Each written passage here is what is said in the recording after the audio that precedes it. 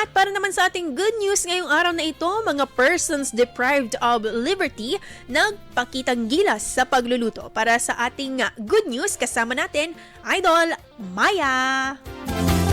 Sa likod ng rehas, may angking galing na pwedeng maipamalas. Bagamat nasa piitan, hindi pa rin nawawala ang tiwala sa sarili at patuloy na nagbabahagi ng kahusayan. Yan ang naging tagpo sa naganap na Nutrition Month 2025 Cook Fest ng mga person deprived of liberty sa Bureau of Jail Management and Penology, Dagupan City Male Dormitory.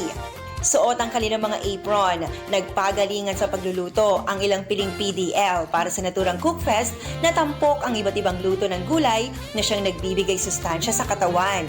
Mula sa broccoli, kalabasa, okra, talong hanggang sa ampalaya at marami pang iba na puno ng masarap na amoy ang multipurpose hall ng BJMP. Nakiisa rito bilang mga hurado sina City Jail Warden, Jail Chief Inspector Lito S. Lamosen, Jail Chief Inspector John Elicid M. Saturno, kabilang na rin ang mga roving medical doctors at mga kinatawan ng Technical Education and Skills Development Authority. Ito ay hakbang ng naturang institusyon upang isulong ang tamang nutrisyon, alinsunod na rin sa National Nutrition Month ngayong buwan ng Hulyo. Yan ang ating good news. Ako po si Idol Maya, Tatak IFM.